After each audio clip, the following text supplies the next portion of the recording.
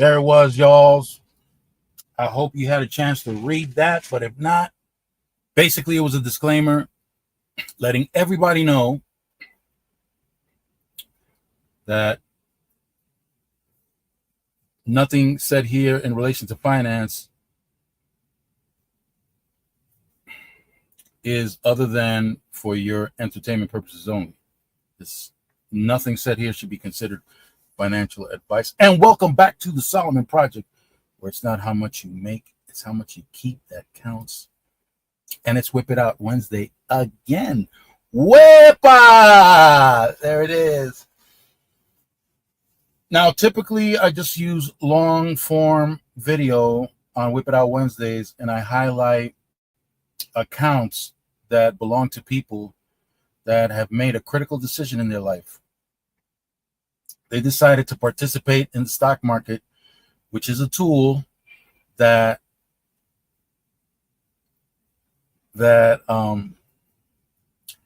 thank you, Lily. And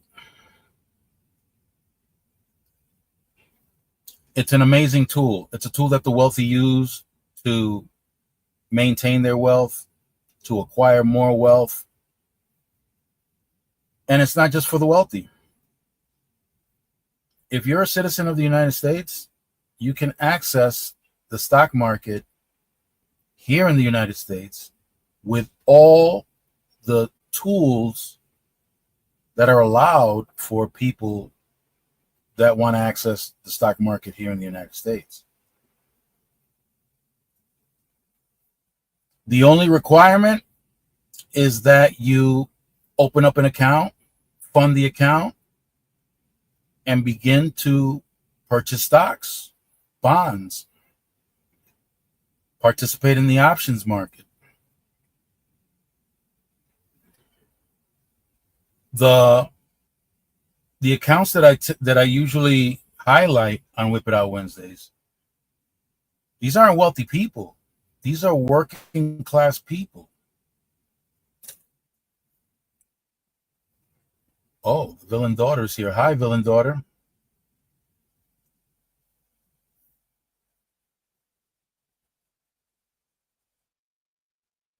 You can make it so that it can be seen on your channel. I think there's a way of sharing it. Yeah, you can share it to your channel. I know Brandon of Palm Beach does that all the time.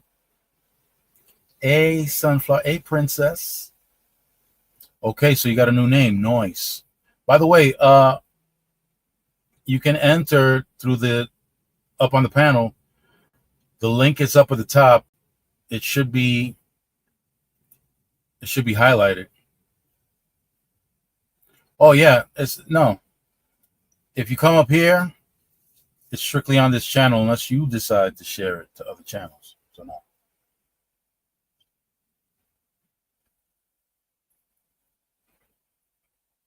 Okay, princess. Doubling up on the cups for the odium. Get that extra push. I'm highlighting accounts from working class people for the most part. There might be one exception. They're not college graduates, and they invest what they can. In some cases, they invest $1 a day. In some cases, they invest $50 a week or $100 a week. But they make it their business to calculate what money they have left over from what they received from their paycheck. And they do the math and figure out, well, I can dedicate this amount without worrying if I lose it or not, because that's a consideration that you have to have. If you're going to invest in the stock market, this is something that I always used to remind people when I was a broker myself. Are you using money that if you lost, you would be okay? A Rising Phoenix. Butter. That's right. Pure butter. So is this an amount that you're okay if you lose it? Now, here's Here's the psychological thing. This is something that people get crazy. Let's say you can afford to lose $25 a week. $25 a week. You can use. Okay, that's nice. I am the hero daughter. $25 a week. Let's say every week that goes by, there's $25 that if you lost that $25, that if you were walking around and you pulled something out of your pocket and $25 fell out, oh well. It's not going to make you, it's not going to break you. Now, when you start stacking those $25 up every week, and as time goes by, and you take a look at your account, whether it be your savings account, your checking account, your investment account, after some time, you see what the $25 a week stacks up to. Then you start thinking, wait a minute, that I don't want to lose. But that's all been increasing with increments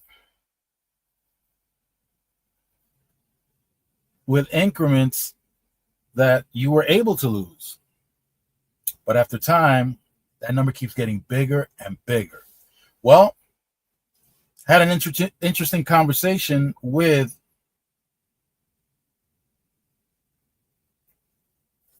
No, you should be able to come in through as a guest through the StreamYard. That's how others do it. I wish Brandon were here so he can explain it. But I know when you click on it, it goes to the website, and on the website, you can come on without having to create an account or anything like that, from what I understand. Because I already have an account, I just go up direct. Okay, yeah, that'll work.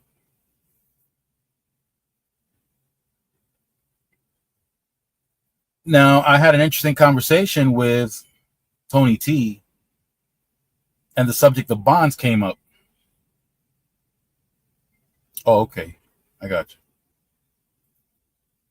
And I've been talking to Tony T about this, and a conversation about bonds came up. The bond market is 4 times larger than the. Hey, Phoenix. Hey, am I up? You're up. I'm still typing. How you doing? I'm still typing the Wednesday. You're still what? I'm still typing the Whip It Out Wednesday. Oh, yeah. Let's up? go. This is, Whip It Out Wednesday. Okay, hold on. I'm doing the thing for my channel. You know what I mean? Yeah. Oh, you're sharing it? I'm posting it so that there it is. Watch minutes too. I see it. It popped up. I see it on my end. Is it on there? Yeah, I can see that you're sharing it. Okay. Ooh. That was successful. Now, how did you get up? How did you get up here? Me? On the panel. How did you get up? Yeah. Because you clicked on the link, right? Your very first comment is your StreamYard link. Okay. So when you tapped on the link, where did you wind up going? I wound up going to StreamYard. The website. Yes. Did it ask anything of you? It says stream this to your audience at the top. Oh no. In order to get in. No. Did it ask you for anything? No, it just said the host will see you in the background and bring you on the stage when you wanted to. Okay. So Lily, did you get that? On your show. Oh. I think because Lily had a little bit of a difficulty there. And I haven't added I don't think you didn't have to add your YouTube channel, right? When you come on StreamYard, you don't have to do that. Mine's That's already after up. you get on. Yeah, mine's already on there. Okay. Okay. Maybe Lily, because when I clicked your link, it asked me which platform I'd like to use, and I just said the default platform. Okay. So, but So thank you for letting me put this on my channel. hey, anytime. Come on, Phoenix. You know you got carte blanche with me. Huh? I know. I can't hang with you all them hours like I used to. It's all good. It's all good. So Gem and Company, thank you for that. Gem and Company says you need to register your email for StreamYard access. And they say hello. So hi, Gem and Company. Hi, and hi, Lily. Yeah, so now that you're up here on a Whip It Out Wednesday, you know what we do on Whip It Out Wednesday, right? You know what we whip out, right? I'm looking for your chains. Where they at though? You want the chains? Want me to throw them on? I thought you did it every Wednesday with the dollar bills flying in the air. I usually do. You want me to get them? Yes. You want them? Okay. Yeah. I'll go No, get them. not yet. I don't want you to lose your thought. I could be thinking Oh, about that. okay, yeah. Yeah, by the way, guys, Phoenix is right. I usually come on and I don all my gold chains. Yes. And that's part of the whipping out process. I whip out the gold chains and all that. And all the, yeah. That's the look from the hood. That's the look that, as I was growing up, that was the proof that some people were out in the street making lots of money.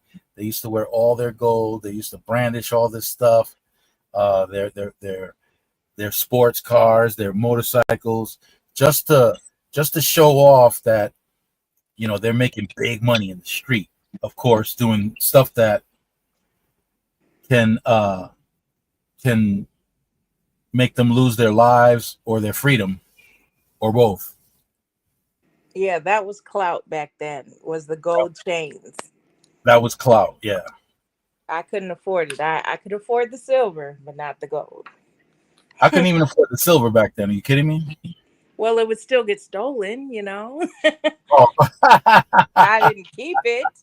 People would still steal the silver. Like you got to be you Yeah. could have it at that point. You know, I Yeah. was going to Piercing Pagoda at the mall to get my silver. So I don't know how real it was, but Yeah, but they'll rob you for it nonetheless. yeah, I got I'm usually at a truck stop when I'm doing my Whip It Out Wednesday.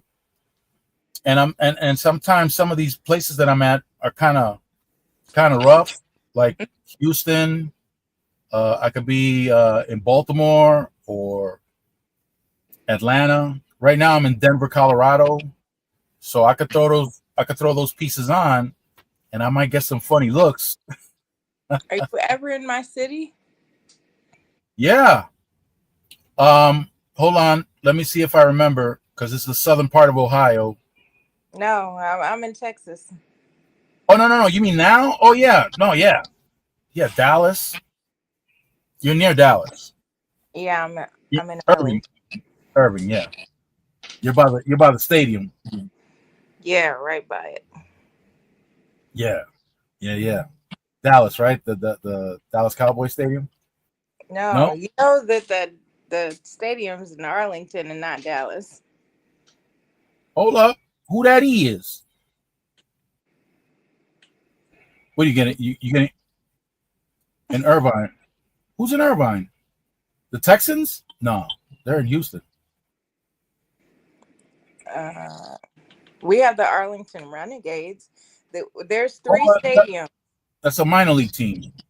Yeah, there's Choctaw Stadium. There's the Texas Rangers. They play in Arlington, Texas too. And then, the Dallas Cowboys play in Arlington, Texas. Got it. Thank you for that. Why they don't play in Dallas? I don't know. It's this. Maybe It's this. because they don't have to they don't have to pay taxes to To Dallas. yeah. It's probably the same reason the New York Giants and the New York Jets don't play in New York City. They play in the Meadowlands in New Jersey. Is that why a lot of them live in Jersey? Yeah. I didn't know that. Yeah. Interesting. Giant Stadium and where the Jets play, that's in New Jersey. Now, I came in late. Did you have a specific topic that you were on? I always come in late. Whip It Out Wednesday is always about investing in the stock market. That's what it's always about. Okay. But that doesn't mean I don't, because usually on Whip It Out Wednesdays. What the heck? What I do? I did something? No, I did. Like, this must be Mood lipstick because it's brown, but on my lips it is pink, and I don't like that pink. That's not the pink you want? Absolutely not. No. No. How about some lip gloss? Oh. How about just some chapstick? Okay. That's crazy. Pink? No. That's what your mood is. Yeah, my mood. Look at it. And then the more I wipe it, the darker it gets. And it won't wipe off. I'm such a bad guest. No, you're not. I feel Let me tell you something. This is a lot more interesting than finance. I'll tell you that right now. Finance could be boring as all hell. Brandon was around earlier. Where, here? No, I didn't see him. No, he was at Brit Family Fun. Oh. Okay, remember when you were talking to Queen's Alchemy that night? And you was talking about the insurance? Yeah. Which is best for just leaving something? I mean, credit-wise. Any? Like term or, I'm one of those people that's so. So let me hit you off over the head with a disclaimer, okay? Hey, Professor. Professor, don't think for 1 second that I'm not prepared, okay? Hi, Professor. I was sniffing your soap before I even started, okay? And I keep it close by. Before I answer your question, Phoenix, did you know that the professor makes soap? I did not know that the professor makes soap. And it's excellent. It's handmade by her, and it's excellent. And it's I don't know. He did, but I thought he was talking to a man. I'm sorry. Oh no. Miss Tora, right? Yeah, Tara Helms. I haven't been around y'all enough to know that her name is Professor. Yeah, that's her nickname, the professor. I call it because she got her. What the heck? I'm trying to get Tony T. Oh, here he is. I do know she does. I've seen her on Pinterest. Oh, really? Mm-hmm. Oh, I didn't know she did the Pinterest thing. Hey, T, what's going on, brother? Yeah, I don't hear you, bro. Hi, Tony.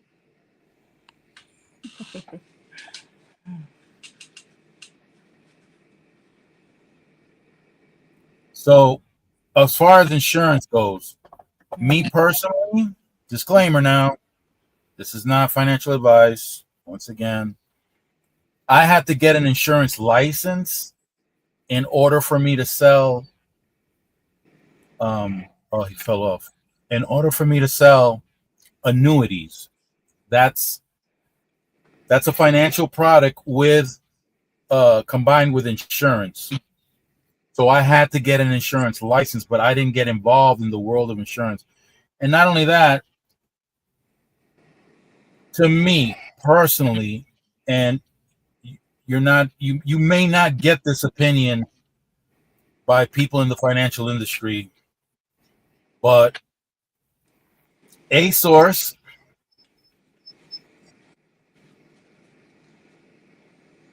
me personally, I don't see the need for life insurance products. Not for me. They have an excellent sales pitch. It is excellent. And I understand why they convince people to get it. But in my case, because of the type of corporate structure that I use, I don't need one of the aspects that make life insurance products attractive. Okay. One of the main attractions of life insurance products is, in the case of your passing, your family or whoever it is that's supposed to receive the money from your policy gets the full amount without being taxed and without having to go through probate court. Mm-hmm. That's one of the biggest sales pitches of the life insurance. Now, Right. between whole life, from people in the insurance industries that I've had conversations with, the best product is the term life policy, not the whole life, not the whole life with the investment kicker and all that other stuff. No, term life. Term life is cheaper. It's a cheaper premium to have to pay monthly. Number one, Uh-huh. and number two, it's for a predetermined period of time. 20-year, 25-year. I don't know if it goes up to 30 or whatever, but the way it's designed, and here's a sales pitch again. Let's say you have a mortgage, right? Let's say you have a mortgage and you want to make sure that your significant other and your children don't suffer the weight, of taking on all this debt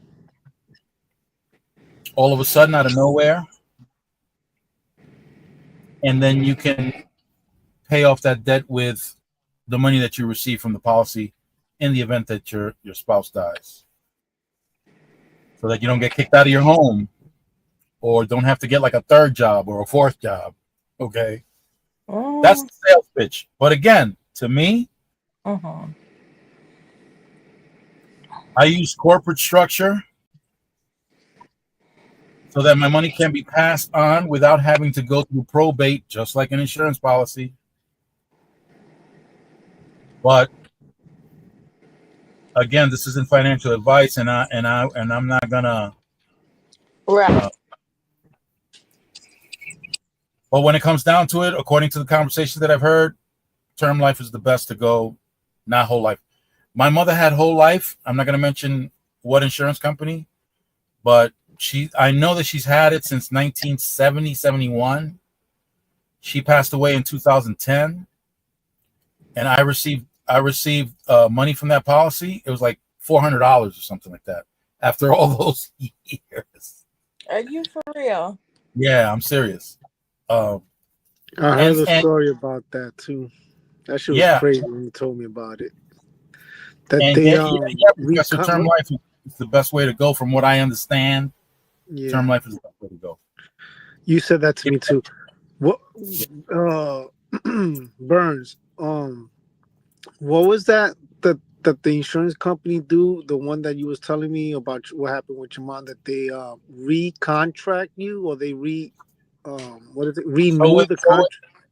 So with a term policy, when you're new to a term policy, you got to go through a whole process. You give up. I guess they take blood. They take. They go into your family medical history. They take blood. They do a whole bunch of stuff to figure out what they're going to charge you monthly for the amount of money that you want to be insured for, which is another crazy thing to me. Okay, the sales pitch is strong, but it wasn't strong enough for me, because if you're willing to back me up, for $1 million, for example, Why would you take that risk on me for $1 million if you thought that I was gonna become unalive within a certain time frame? Can I give an insight on what happens with and I don't know if it happens here, but I guess it does because one of my aunt's husband passed away. But anyway, I don't know how much she gets. Now, Social Security, husband was alive, contributing X amount of years. We don't know how much um, he's been contributing, but let's say it goes into the millions. When he retires at 65, which now is 67,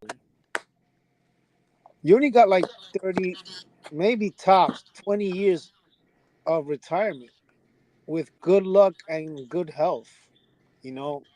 Mm-hmm. But what if you die at 65? Damn, geez, go golly, I just retired and I just died of cancer. Yep.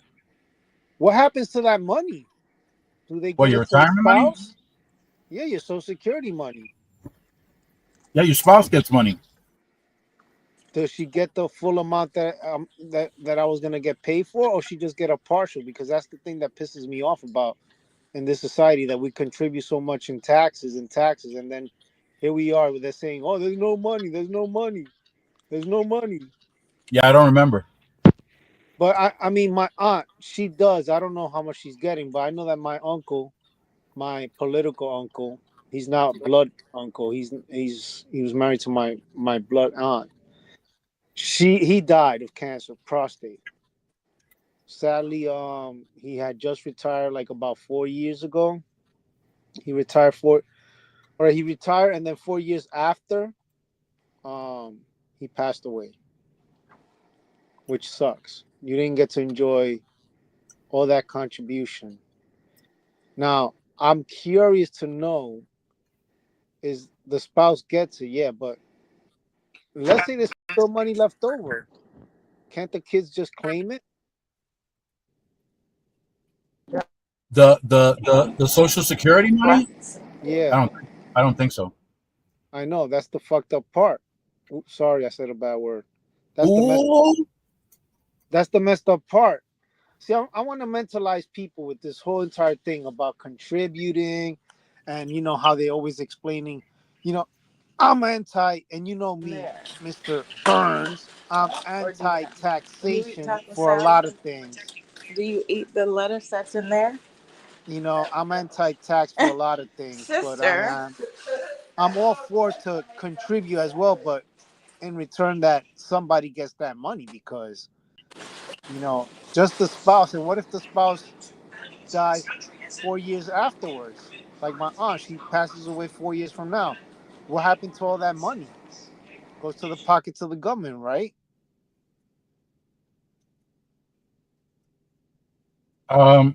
Yeah. Yeah, that's good business, you know. But anyway, I don't want to get into that. But yeah, What happened, Phoenix? I'm sorry. I said, "Oh, I am here. I thought I dropped down because I saw you by yourself." Oh, you're here. But I asked the ladies to come. You know, Yolanda and VJ and Renee Oh, to thank come. you. You're Thank welcome. you. but like I said, you know, There she is. There she is. Mr. Burns, like I said, Yeah. it's sad. Oh, Brit family fun, yay! You know, it's sad that these kind of situation is that, you know, they always complaining about that there's no money, but you know, and then they want you to, then you're forced. Well, you're not forced, but then what? Like what you said, these life insurance and insurance here and insurance. Oh, we give you this, we give you that. Join us, join us. You know, you want to contribute even more on top of what I already contribute to the government. That's a very interesting point. Okay. Because Very look what interesting happened to point. your mom. Look what happened to your mom. She Yeah. passes away, and you get $400. Yeah. Big money. Big money. Listen, I know that she's been contributing to this policy from anywhere from 1970 to 1972, all the way up to the time of her passing, which was 2016. How many years of that? How many years of contributing is that? I don't know what amount the policy was. If it was a whole life, it could have been 50 grand. It could have been 800 grand. I don't know what the policy was, but $400, really? Let's put it this way. I was making the math the other day on my Roth IRA, and I said, "Wow, if I contribute $20 per week, that's $80 per week per month, and then let's say the next 15 years, just constantly contributing consistently on the Roth IRA, plus the gains of what it gains on the stocks and whatever it is, boy, oh boy, there's a lot of money that I would not imagine even saving in a bank account.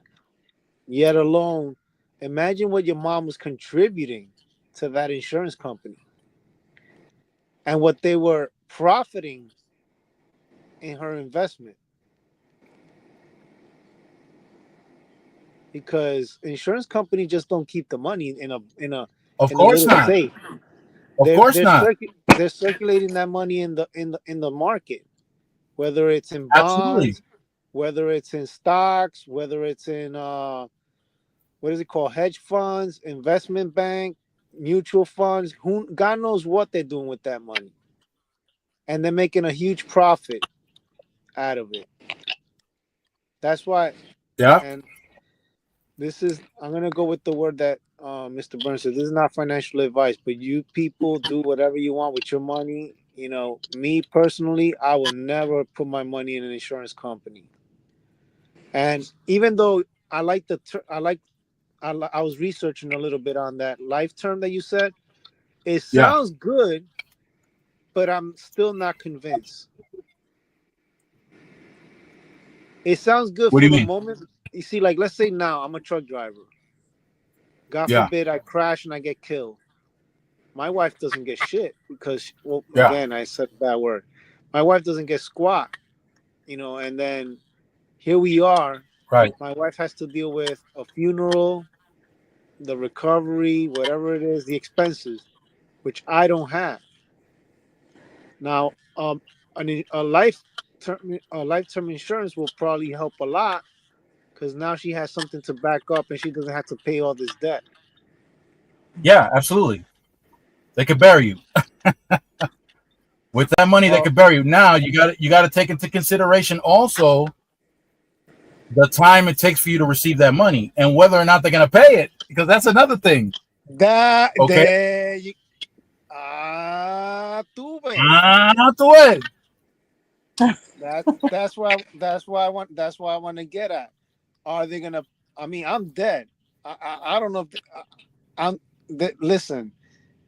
There's a saying in No, you're Spanish. already gone. You ain't worrying about anything. You're gone. Exactly. It's so the insurance is for the survivors. Yeah.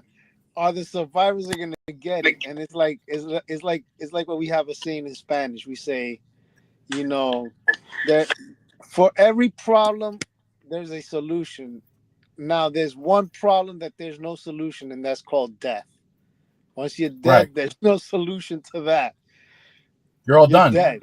You're done. So the professor wants to know why they wouldn't pay it. Well, Oh my God. once they get that money, they don't want to let it go. They look for any and all excuses not to have to give it up. Well, Tara, think about it. I just finished saying it. They take your money and they reinvest it in the market, bonds, 10-year bonds, whatever it is, gold, silver, whatever. Something that they're getting a huge return by using. They don't keep that money. They don't keep that money in a big, huge piggy bank the size of a World Trade Center. No, that money just floats around. Whatever you give them floats around. And then they have this excuse of saying, oh, well, your mom died, she didn't know that the staircase had a loose wooden, what is it, plank, and she, slipped and fell and cracked her neck. We don't pay that. They'll come up with stupid excuses like that. Mm-mm. Your husband, oh, your husband was a truck driver. Oh man, there's a high risk of him getting into an accident. We don't cover that. Oh, but we Look here. Look here. All right, I'm gonna read this. Okay. Do insurance companies make profit? That's the question. How do insurance companies make a profit? Insurance companies earn a profit by charging their customers premiums for buying insurance policies. However, insurers also earn income by investing the premiums received in various products, including U.S. Treasuries and corporate bonds. You got that? That's the clear question right there. It makes it more clear than ever. So, People just open so now a here, Roth IRA. if you come to me and you say, hey, I want some kind of financial backing in the event that something should happen to me, and I need my kids and my spouse to be okay. You want me to back you up? Okay, I'm going to hit you up with a series of questions. Okay, I want to know where you live. I want to know how dangerous it is where you live. What kind of car you drive? Do you have speeding tickets? How many? When was the last time you got one? What kind of extracurricular activities are you involved in? Do you like skydiving? Do you have a motorcycle? Do you drive a motorcycle in the city? There's so many questions I'm going to ask that are related to your habits. Were you ever? You like skinny dipping in a pond in Yeah, Florida? I want to know how risky a lifestyle. I want to know how risky a lifestyle you have, because that will let me know if I'm going to back you up financially in the event that you should pass away while this policy is in effect. I want to know what the probability is that you will pass away. If it's very low, yeah, I'll back you up. I'll insure you. If it's very low, if I think that you're going to outlive this policy, let's say it's a term policy. If I think you're going to outlive it, I absolutely will. I absolutely will back you up. I'll back you up 100%. And you know what's crazy? Because I know that the probability of you outliving that policy is extremely high. Extremely high. So sure, I got you. You feel at ease because of that sales pitch I gave you. You feel at ease. Now you know if something happens to you, your spouse or whoever you designate will get the money. Is it the beneficiary? Is it $500,000? Is it $1 million? They're going to get it. Tax free. But again, what is the probability of you passing away during that policy? I have what's called actuaries. They're going to crunch the numbers. They're going to work on all of that. They're going to let me know, hey, Tony T's lifestyle, well, yeah, it's not that bad. I mean, the probability of him being gone during this policy is slim to none. I'm making that phone call. AT, we got you, man. $500,000? Well, sure, no problem. All I need is $100 a month from you. That's $1,200 a year. That's $1,200 a year that he's not investing, that he's not getting a return from, that my company is getting a return from. And the thing is that here's the beautiful part about it. Tony's not my only customer. Ooh. I got maybe 50 to 100. I got 50 to 100,000 Tonys. So you take that $1,200 and multiply that by 50,000. How much is that? Oh, start So rubbing your hands. when my company gets a return, it ain't gonna be no $1,000 for the year. No, it's gonna be hundreds of thousands, millions. So every time a Tony comes up and he pops up and says, "Hey, I'm really thinking about, okay, I'm gonna give him the whole." Or if Tony doesn't come to me, I'll go to Tony. Tony, are you insured? Oh man, do you know what? Oh, listen, I don't know if you heard, but the world is ending within the next 5 years. Do you have enough money to pass on to you? I mean, if you're paying attention, say, well, what does it matter? Because my family's gonna be gone anyway, because the world is ending. But no, we don't want you to be that smart. We don't want you to be thinking like that. We want you to make sure that you just pay attention to what we're saying, so that we want your money. Everybody wants your money. This is a consumer-based economy. 70% of this economy is based on consumption. Everybody's in your pocket. They want your money.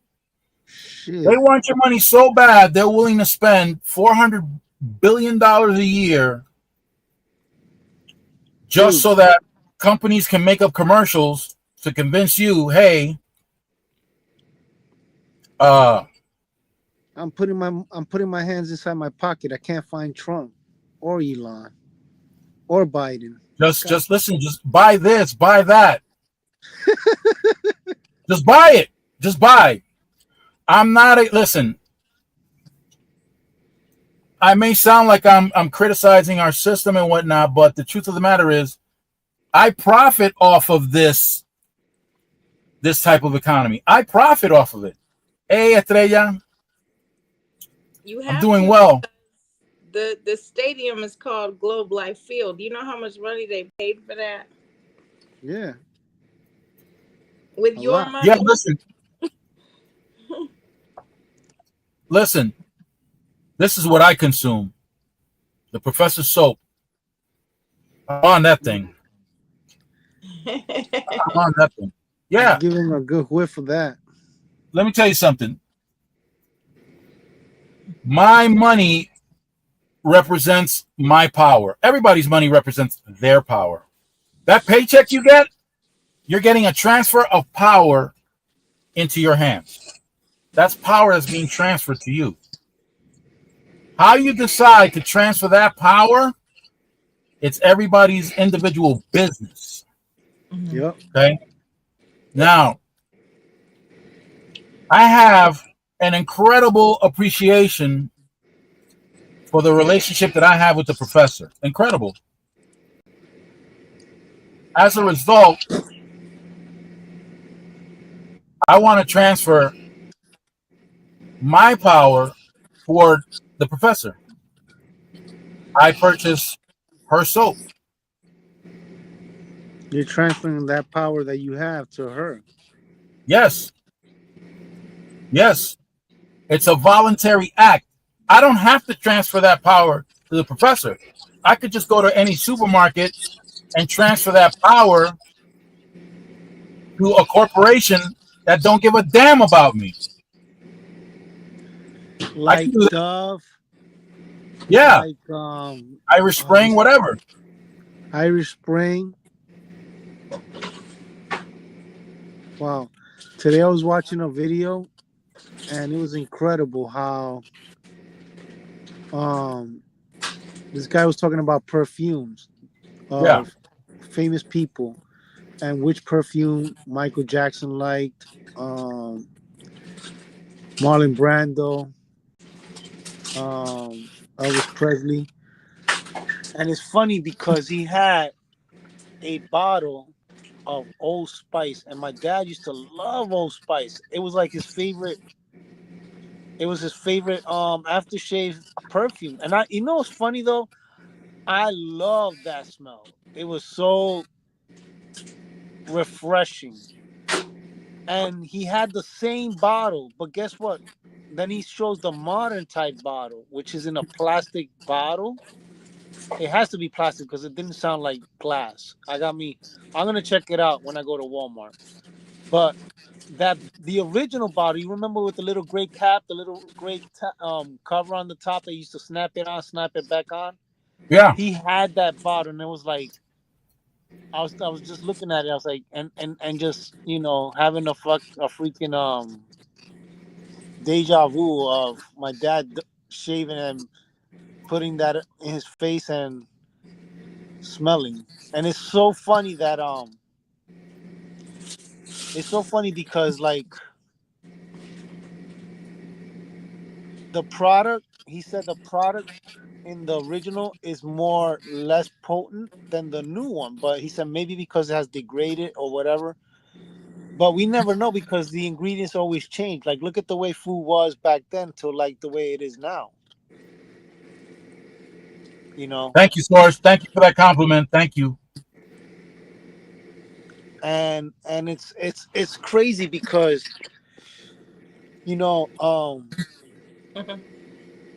when it comes to consumption, you know, how many men from my dad's time stopped using Old Spice because he doesn't use it no more.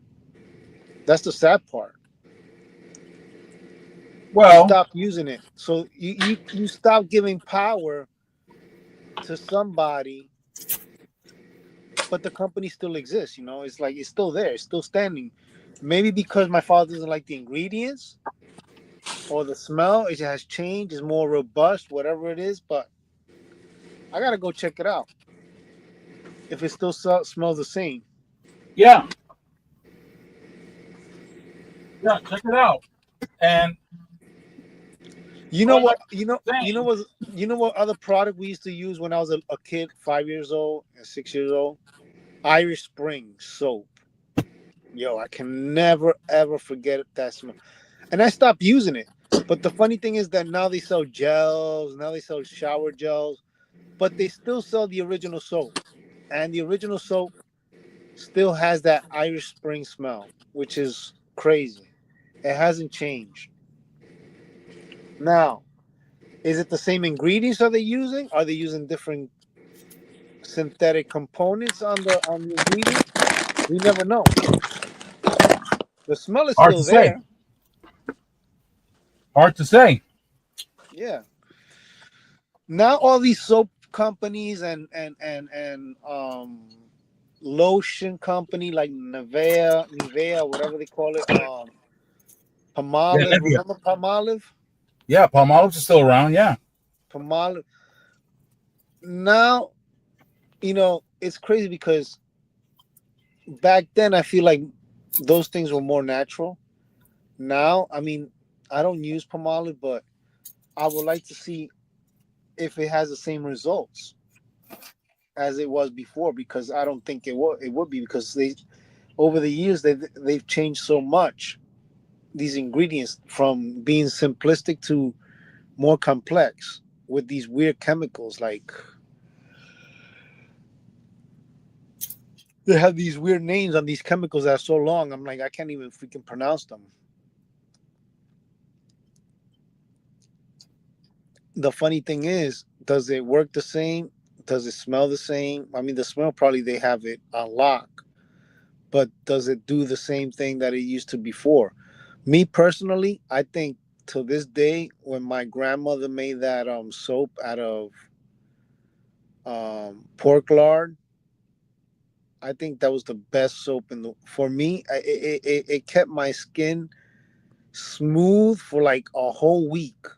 Like I would shower and shower like twice or three times, and it will make my skin feel so smooth for like a long period of time. Even with how Dominican Republic is like it's hot in summertime and you're sweating, but the hydration that your skin had was insane. Like I never had that kind of soap. My grandmother made that soap, and I was like, and it's funny because it was just three simple ingredients: lard, glycerin, and the perfume oil, rose or whatever it was. I think she did with one with rose, and I think the other one was with lavender oil. It was oils that she mixed. And Oils. Yeah. so, damn, the Terminator just came out. You already know. Oh shit! I got robotic. We got The those bling is back. sunglasses. Professor, the bling is back. Oh, I had to go get it. the bling is back. Yeah, I can't see it that much because it's small on the screen. I'm here. I'm Guys, don't making matter. dinner, okay? Huh? I'm here. I'm making dinner. Oh, that's Okay. okay. Look what I got. Look what I got, Phoenix. Let me see. Came through with the spinner and all that. I didn't even know you even Oh, had he a got the spinner. spinner. I got the spinner, y'all. Look, hold on. Look, I took these off so I can see a little better, but Hold on. let me showcase. Let me showcase. Oh! Oh! I got the spinner, y'all. Spinning on them. Trying to tell you. Hey, Now, the see, source. Yolanda must have shared this out. Did you, sister? share it out. I can't see no comments, but I'll be watching the replay. You already know. You could I'm put making the some comments taco on the salad, side. y'all. You could put the comments on the side. Oh, Tara Holmes is writing something right now. I can't see. I don't think I have ever tried it, Brit. And Fun look, I family. don't never know where to look when I'm on StreamYard. I'll be like this, all in. The bling I is don't back. know where to look. Sideways and whatnot. Yeah, I be like, yeah, I don't know where to look. Now, Oh yeah, we you mentioned there. we mentioned the different soaps. Now, these are corporations. These are corporations. I have no connections with these corporations. I don't know the shareholders. I don't know the CEOs. Yeah, Tara I Holmes don't know wrote any of that. that. I do know the professor. I established a relationship with the professor. She's making soap, and if I'm gonna buy soap, I'm gonna buy it from the professor. Damn, you whiffing that soap really good in there. Listen, Watch out. you have no idea. This is like a security blanket for me right now. I keep a bar of soap right next to my head when I go to sleep. I wake up. I wake up sniffing it. Yeah, that's my thing, man. But see, again, once you pay off all your obligations, you know, your rent, your bills, all that stuff. Once you pay that, and you have some money left over, and on a previous video, I used the wrong term for that leftover money. It's not. I think I used the term residual income because I got ahead of myself, and I was talking about dividend stocks. That money is residual income, but no, the money that's left over. Hi, Erica. The money that's left over, that money, I see that money like they're my employees. Every dollar that's left over, Oh yeah. every dollar, that's an employee of mine. That's how I perceive it. That's an employee. I want to put as much of those employees to work for me. So that's when I go ahead and go into the portfolio, and I purchase more stocks. Now the stocks that the vast majority of the stocks that are in my portfolio, or at least one of my portfolios, are dividend yielding stocks. Yeah. So Definitely have to go with that route. So those companies are every 3 months. A select few will do it monthly, but for the most part, most of the companies pay out every 3 months, and every 3 months I have newer and more employees to work for me. That's what I got. And the more employees I create, The more they're the gonna be larger the portfolio gets. Yep. That's true. And here's something very important.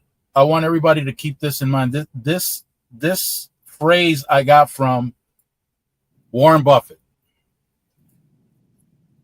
It's not timing the market. It's time in the market that increases your wealth. I'm going to repeat that. because that's the distinction between long-term investing and short-term investing. Yeah. When you're investing long-term, it's not about timing the market, not about when you buy and sell, because you're timing everything. You're trying to get everything at the lowest price to buy and everything at the highest price to sell.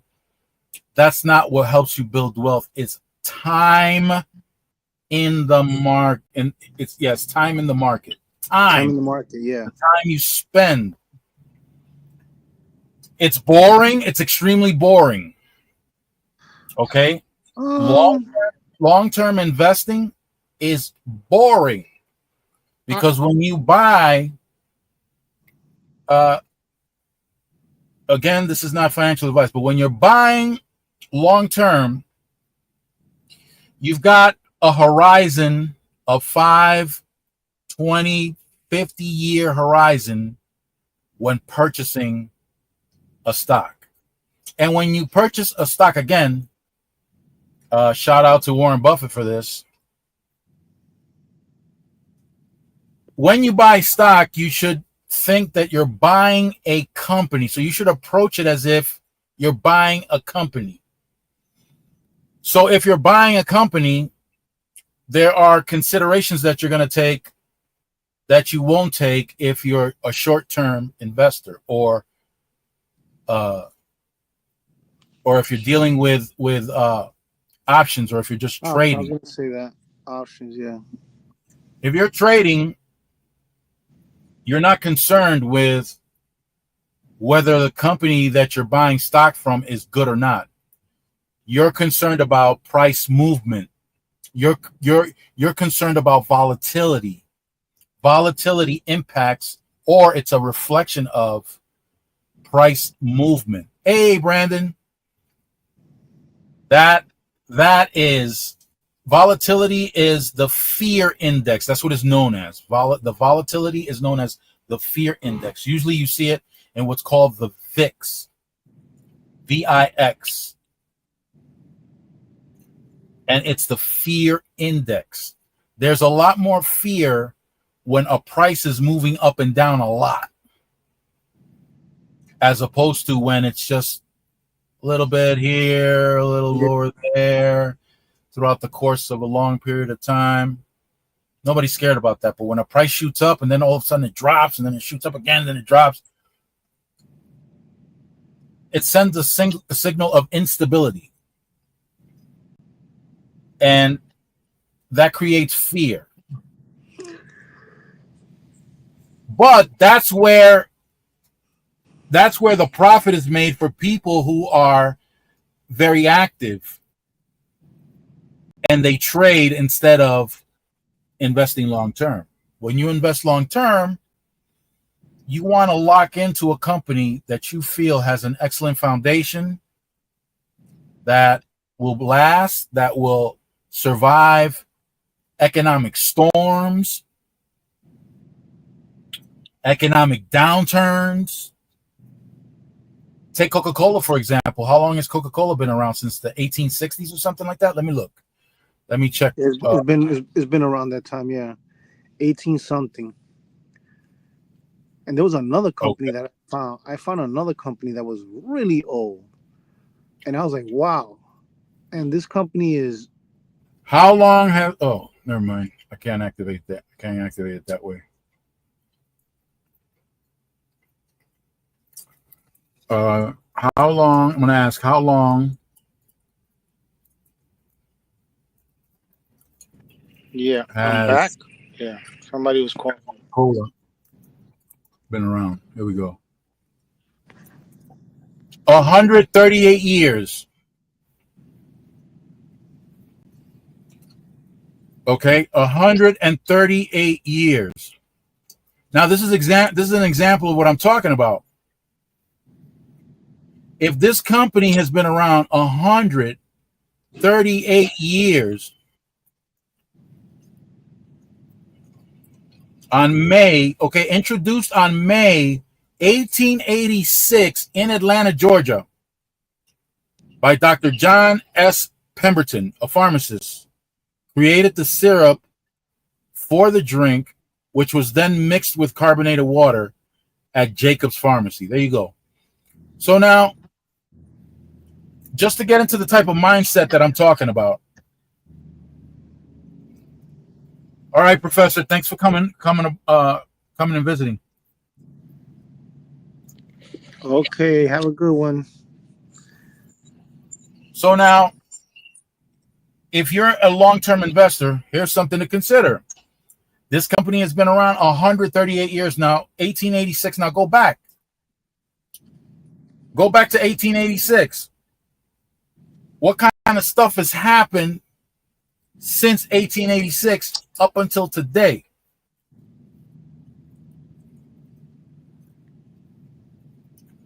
Plenty of stuff.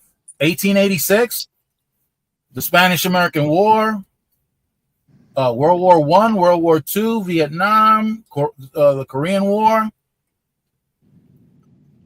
the stock market crash of 1929, the Great Depression. Coca-Cola's still here. Yep. Coca-Cola's still here. Something to consider if you're looking into investing into a company. Like Warren Buffett said, but you're buying the company. Don't think of it as you're buying shares or buying stock. No, Think of it a buying portion of the company. Yeah. Yep, that's right. And then you mentioned something about is boring. I don't know, man. Long-term investment, I do both, and I find it very interesting, the long-term investment. You know why? Because like what you said, you mentioned Coca-Cola, but funny thing is that, I bumped into a company that was even more older than Coca-Cola, and it's still around, and it's in the market. I forgot the name of it, man. And I didn't buy the share, but I was like, let me mark it. Let me see if I got it no, but I can, because if I get out of here, but I found companies that are around the time of Coca-Cola and even older than Coca-Cola. And I was shocked because, I thought that Coca-Cola was the oldest company in the entire country.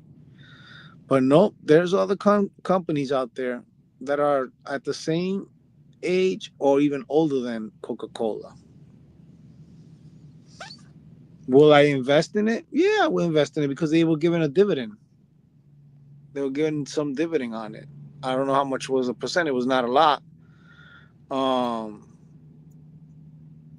But yeah, they were given a dividend. As a matter of fact, even companies that are fairly new, like Garmin, Pfizer's, they give dividend returns, and they already have passed, like what you said, several economic bubbles, and those are the ones that you want to look out for. I mean, that's my advice. That's your advice to me that you gave me. And yeah, they're still around here. Even the one that happened in 2006. What is SFL was around from that time, or was it older? Nah, you see that ticker symbol I just put up? Bud? Yeah. That's been around since 1366. You see? And it's in the market right now. I'm gonna check. It has to. Check on Robinhood or in We're gonna check on Yahoo. and Yahoo, yeah.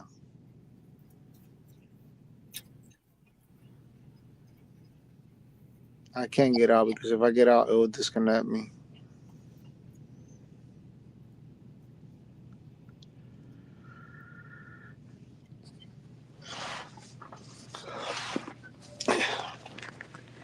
I'm gonna put in the ticker symbol for Bud. Not the bud that you smoke. No, not that one.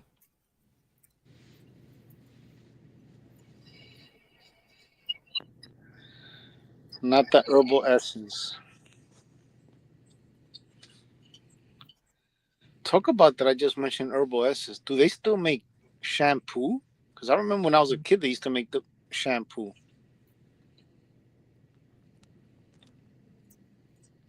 Oh, look, it's Anheuser-Busch. What about the newer ones like the marijuana, the booming marijuana on the stock Not, market? Let I me don't tell you. want. Let me tell I you wouldn't something. touch those. Let me tell you something about the booming marijuana. Okay. Okay. Here's what psyched a lot of people out. The fact that it was made legal in different levels in different states. A lot of people got very excited and say, "This is it. This has to be a place to invest." However, I was listening to a friend of mine who moved to Canada. He and I were in the financial industry together, and he moved to Canada, and we were having a conversations, and I brought up and he made a fascinating point. And because of the point that he made, I decided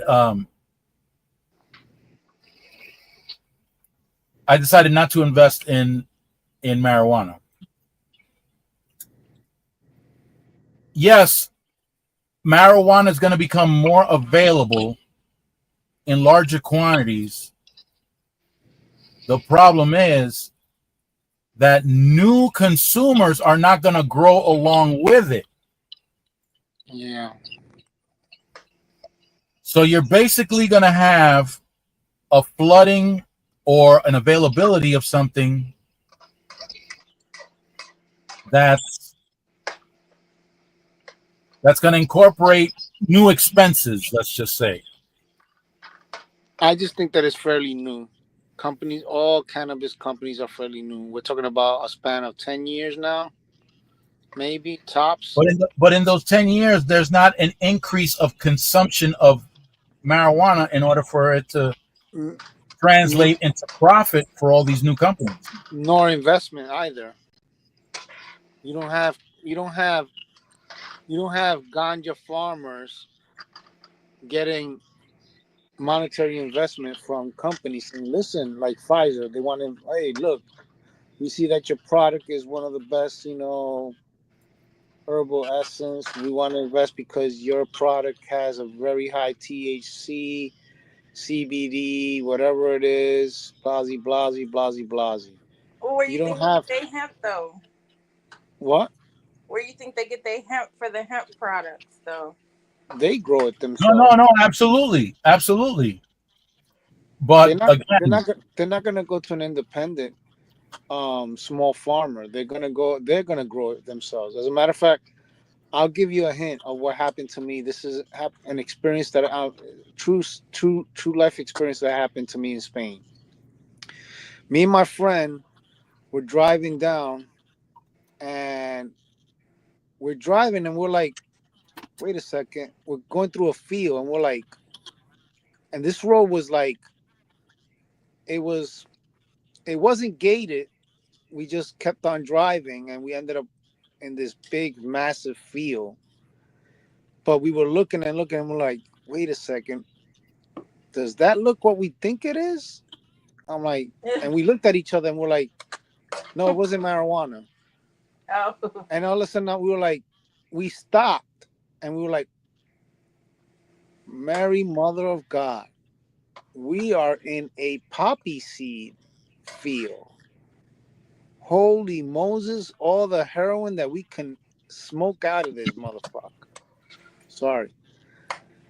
And it only took us 5 minutes to be looking at it, and we were encountered by security, and they told us, what are we doing here? And I'm like, well, we just drove around. Well, you can't be around here, you can't stop, keep it rolling.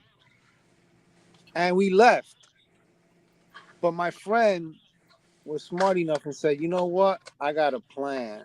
I'm like, don't get me in I was like, don't get me in trouble. He's like, we're gonna come back around here, but I'm gonna come back by myself. The dude parked the car like about 10 miles away, took a bicycle, drove his bike into the road where all these poppy seeds were, deflated the tires, and he went into the field and grabbed a couple of the poppy seeds. He cut them off and took it with him. He hid them, and the security guys came right away. I don't know if they searched him. All I know is that he showed up at his house, and he called me. He's like, "Listen, I got a surprise for you." And when he showed me what it was, I'm like, "Dude, do you know that you could have gotten arrested for that? Do you know that field is probably owned by a pharmaceutical company, and you by stealing that, you could go to jail." To the feds. Well, he dried them out. He dried out the poppy seeds, and he dried them out, and he got seeds out of it, and he planted it himself in his house. And I was like, bro, if the cop comes and they see these poppy seeds, they're gonna question you where you got these seeds, where you got the plant, because this is not a plant that just grows, out of the wild. But yeah, and you know what? And it's crazy because I don't want to say that he made tea out of the milk, or the, what is it called, the resin that will come out Yeah, of it. the poppy. Yeah, the poppy. Yeah. Yeah, he will make tea out of it. I'm not gonna say what happened, but hey, that's one of the best teas in my entire life. Oh, it will have you relax. It will have you, you know, um. Hey, if you want to go to sleep real quick, just make a poppy seed tea, man, out of the resin. There's a And flower. There's a flower in Puerto Rico. They call that flower the bell, la campana. oh my God, I think is it this? If, all right, go ahead, keep on saying. I'm gonna tell you one about in Spain too. They make a tea out of that, and that thing will have you in another world, bro. Psychedelic. No, it's not psychedelic, but it is. It is very calming. Well, I'll tell you one thing. Um, there's in Spain. And this was in a village I was at. Um, I was playing around. Well, how you call these? What is it like? What is the type of plant that grows like the beans that they crawl on the? They crawl up on the walls, and what we call those? Sophia. What's the name of the plants that that they just grow and they keep on? They're not a tree. They Like don't have. Taco Bell sauce. A vine. Yeah, a vine. Yeah. You want? Well, there was this plant that was a Sorry. huge vine, and I looked at the flower. It was dry. Some of the flowers were dry, and parts of the tree can cause death.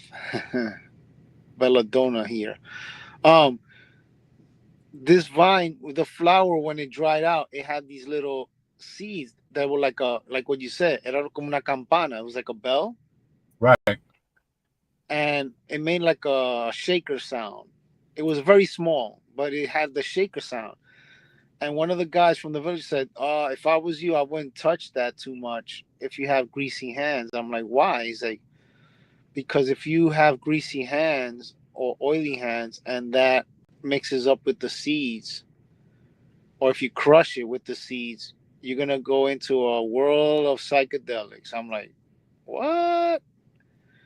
That caught my curiosity. And I was like, man, is it toxic? He was like, nobody has died out of it, but they have gotten into a deep ass trance where they are, and I was like, They so I start was, seeing cat creatures or something like that.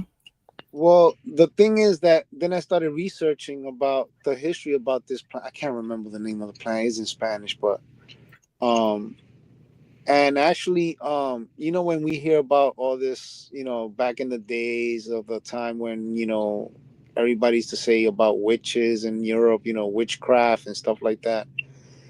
In reality, the witches were like what we call in our culture, in Dominican culture, the curanderas. You know, they'll use bones, marrow bones, and this and that. The potions. So I found out that they would use this plant to do potions and stuff, but you will go into a deep trance. And some of the things that they will use it to was that they will use oil, crush it in oil, and then the grimy oil with the crushed seeds, they'll put it in the spots where you have your joints. Let's say your elbow, um, the knuckles. If you put it on your knuckles, and it will absorb into your body, and then you will be intoxicated. Of course, you will be having psychedelic experiences and shit. Tony, can you say Yeah, the Dominican name again? curanderas. Yeah. Yeah, they're like witch doctors, or we call them witch doctors. Which um, I'll tell you one thing. There was a guy that my sister, she caught the shingles, Mhm. and it was really bad for her because the shingles were in her face. I mean, she had Oh, big water. It was like I don't know. It looked like when you get burned and you get blister. blisters. Mm-hmm. Her shingles were was coming from the neck towards the cheek, and Gee.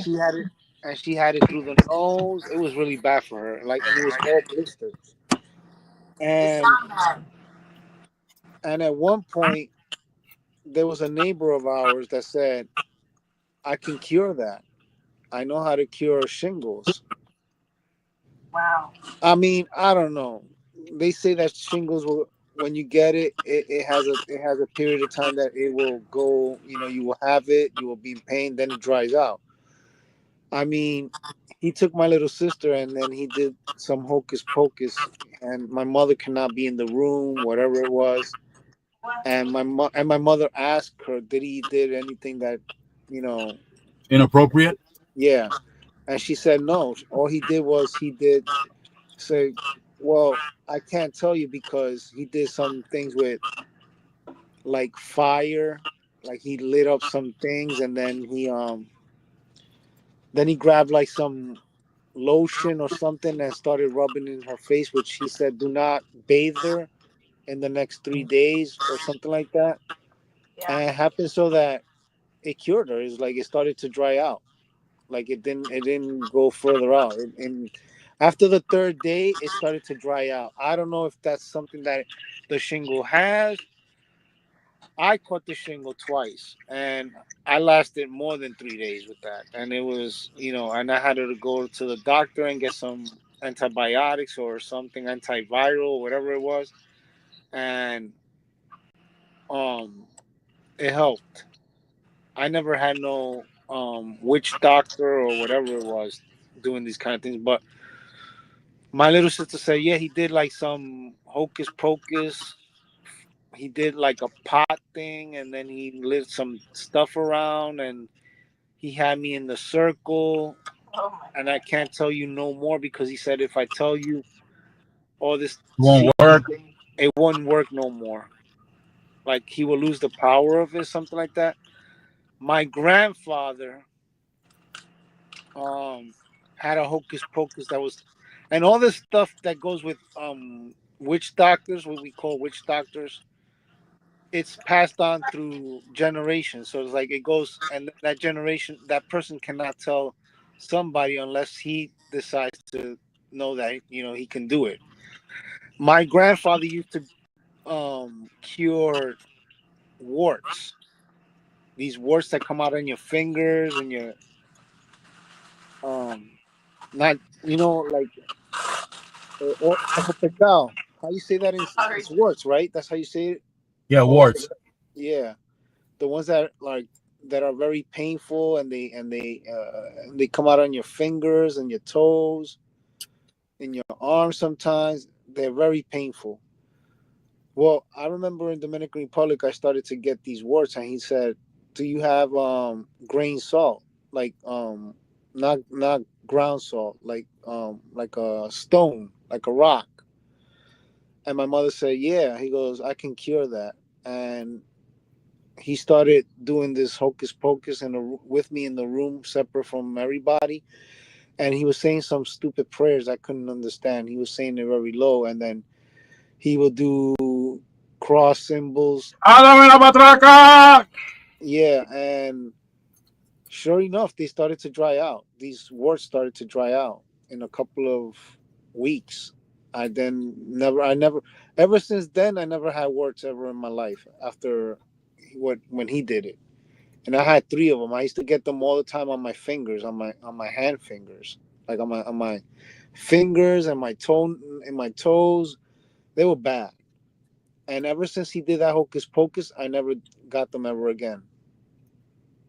What I could remember what he was doing, he was saying some prayers, and he was rubbing the salt on top of all the warts that I had. And he said, and he took the salt, and I told him, "Well, what are you gonna do with the salt?" He's like, "I'll get rid of it myself, but you I can't tell you how I get rid of it." He And puts it on his French fries. I don't know what he does, but I hope he does something with it. I'll tell you this much: I never had no more warts in my life. Knock on wood. Phoenix, Phoenix. Your mom. Where was she from? Where was your mom from? Michoacan. Oh, okay. Uh, So they didn't work with that Michoacan. Okay. No, no, no. That what they call ojo. Yeah. but they got curanderos in Mexico. They got them in Haiti. That's what they was killing their slave masters with. They was poisoning their food with the herbs. Well, they knew what plants were poisonous. That's why. Yes, they did. Yeah, I ain't know y'all was connected like that. I Yeah. thought it was only Haiti. So when you was saying, the Dominican, they right next door. I ain't know that. Well, my sadly enough, all this stuff is died out. All these traditional medicine. I don't think it I all. say, I say it's traditional because my grandfather never. I asked my mom, did he ever pass on that thing that he did with the warts? And my mother said no. He said he never told you about it. He said no. My grandmother knew some remedy potions that she used to do, and they were pretty good. But they're typical, like the ones for the common cold or flu, whatever it was. Um, which is onion, honey, and garlic, and I mean, there still are. My parents know a lot of remedies, like when it comes to tea, or if you take the mango leaves and you do this and you do that, that's good for this, that's good for that. I don't say that those are the hocus pocus type of thing, where they go into a separate room with you and then they do that whole magical thing, whatever it is. Uh, This is more of a, what is it called? That stuff that they call these doctors that do natural medicine, Holistic. holistic. Yeah. Uh, Somebody put a link there. but did you see where they kept killing them people, killing them holistic doctors around COVID? Well, there's a lot of doctors that they killing, especially the one that Noopsy mentioned, Dr. Sebi, the I doctor, the, him the doctor that had a cure for AIDS and cancer. and diabetes and herpes and all that. I mean, think about it. Before the Spaniards came in, the natives didn't get sick of anything because once somebody used to get sick in that time, they already knew the remedy what to use. And when the Spaniards came with the measles, the mumps, the chicken pox, they didn't know how to handle that stuff because they didn't have those kind of diseases. Do you think they really died? Leah, do you really think that they brought diseases with them that the natives couldn't handle? I don't think they did. I mean, they probably had all kinds of stuff to. Yeah, they did. They put it in their blankets and stuff. I They do mean, it now.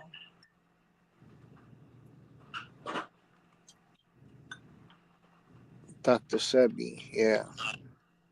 I don't know, but other than that, man, we lost track. But it was all linked together somehow, some way, and it was interesting.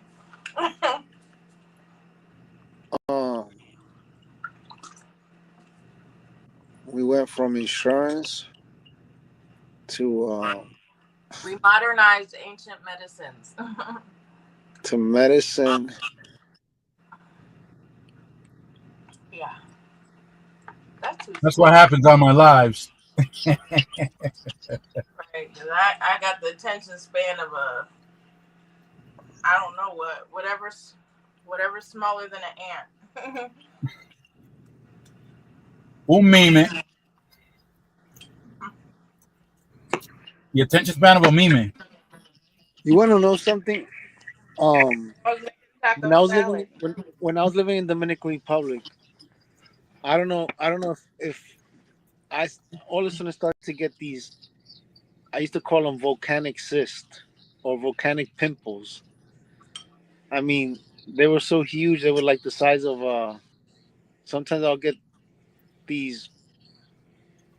I don't know, pimples that were like the size of baseball in my leg, in my back. And those are pimples. I'm eating. Sorry. Yep. Let me stop. No, you can go, but yes, Brandon. Come on up, Brandon. I'm gonna drop down, okay? No. You don't have to drop. You don't have to drop. Okay. All I could tell you is that when I moved back to the States, I stopped having those damn things. And I mean, we're talking about back in the 80s, beginning of the 90s when I moved back to the United States. But funny thing is that every time I'll go to the United States, like when I came in vacation, when I came to spend the summertime in New York, I stopped having them while I was in New York. But when I went back to Dominican Republic, I started getting them again. And it was just annoying as it was very annoying. Maybe that was your body purging toxins out of your system.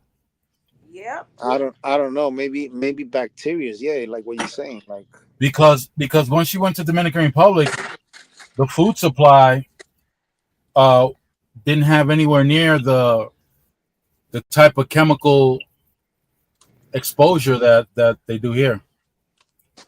Well, maybe even could have been that maybe when I was here, I was eating food that was already, with antibiotics, like the meat, the chicken, anything that's meat product has antibiotics. And then in the Dominican Republic, there's no antibiotics in the meat back then. Well, not just antibiotics, a series of other chemicals too. What about like the natural antibiotic though? Garlic is a natural antibiotic. Yeah. So is rotten oranges. Yep. I was penicillin all day long as moldy oranges. I'll tell you one thing. My grandmother, she used to eat a garlic teeth. Well, yes, we want company, Brandon. A whole garlic, not a whole garlic. That's what you call it, a teeth. Un diente de ajo. Right. Hey, Brandon. And she would chew on this she would chew on this for the entire morning. My God, my grandmother had a garlic odor, man, that you could smell from like 2 rooms down the hallway. I was like, "Damn, grandma, you smell like a walking garlic." I go that But garlic lady. but I'm guessing that just that one piece of garlic was just like strong enough for to kill all the bacteria and stuff that she had in her body. Kill everything. You She should, outla- while y'all on the road, if y'all get sick, y'all eat that piece of garlic. I'm telling you, my mommy used to do it. I think What the kind of garlic works by keeping people away from the smell. that's why Birth control garlic. that's why Hollywood made it for the vampires, that it was like they can't stand the garlic, they'll die. Draculas Yeah, would die. exactly. I know when I have too much Brandon. garlic, everybody stays away from me. So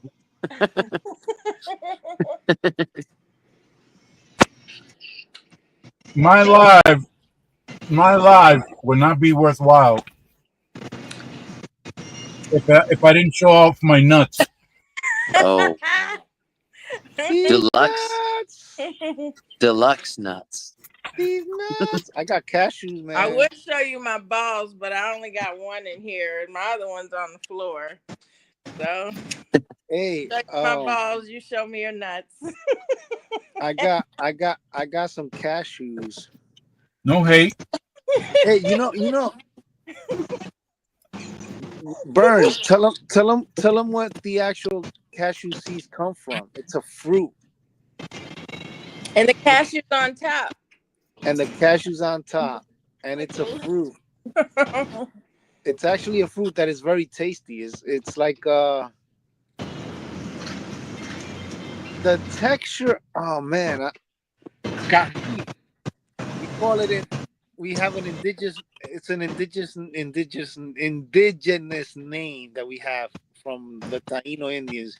We call it cahuil. Cahuil. Yeah. Cahuil. Cahuil. Cahuil. So what we will do is we'll eat the fruit, and the seed we'll put it to dry, which is actually the cashew nuts. So you have twice the excuse me. edible power. Bless you. You have a fruit Oh, and the nuts. my goodness. You got the fruit and the nuts. Brandon. Yes, ma'am. Oh, excuse, sorry. Are you done? I made taco salad, but I used kale instead of lettuce. Kale's good. Kale's like a Kale. super green for you. Yeah, Kale I is got my very sister good. eating kale.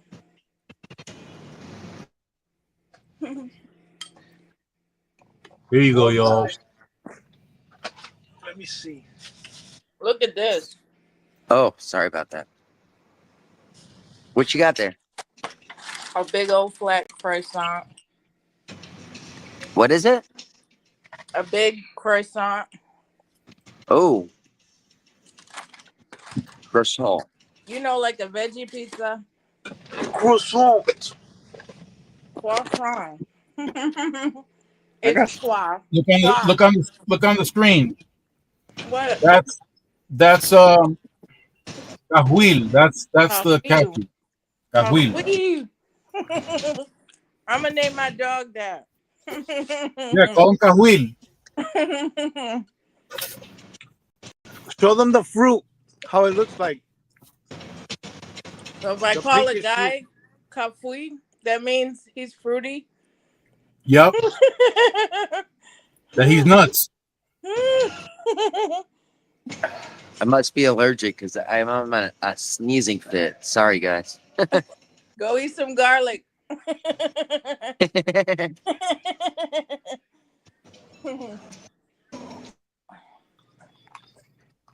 Check it out, y'all. Want a bite of that croissant on the stove? No. You can take them to work tomorrow. It's really good.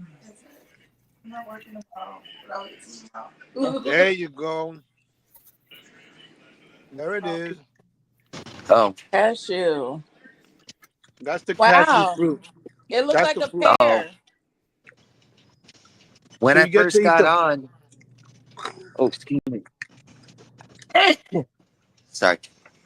When I Oh, first my got on, you boyfriend. guys are talking about the belladonna flower plant. Yeah. Yeah. That's what they Tony call wants it to in leave. Florida? In Florida, it's a belladonna. It's a flower. It grows upside down on trees almost. It looks like a bell. Yes. Yeah. That's what it is. And yeah, but from what I understand, there's certain if you don't do it right, it can kill you if you don't brew it right. Oh, my goodness. Yeah, because it's intoxicating. How about the? Yeah.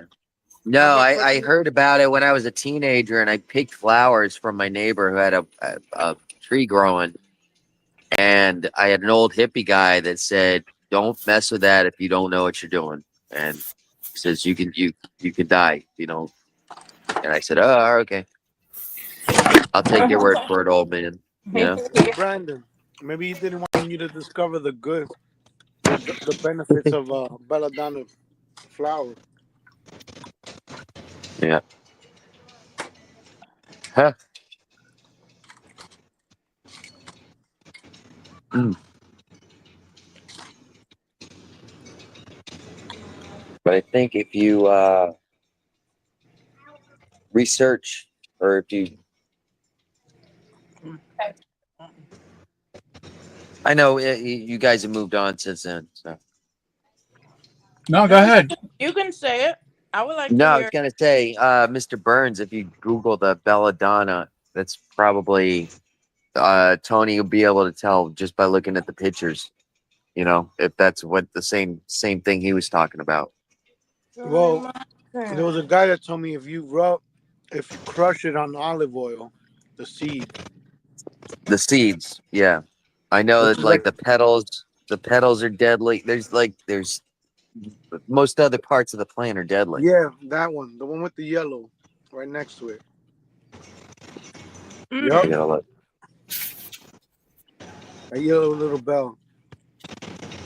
Hey, can you They grow look upside up the down duck over. plant? Which one? It's just called a duck plant. Duck plant? Duck plant. Mm-hmm.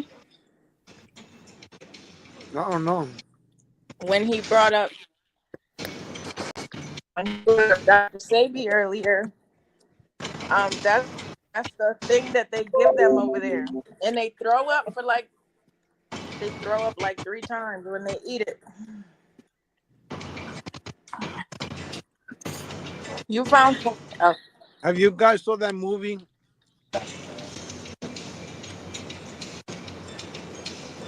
Yep, Which that's one? it right there. see the one Soylent with Green? the third one where she holding it in the hand? Yep.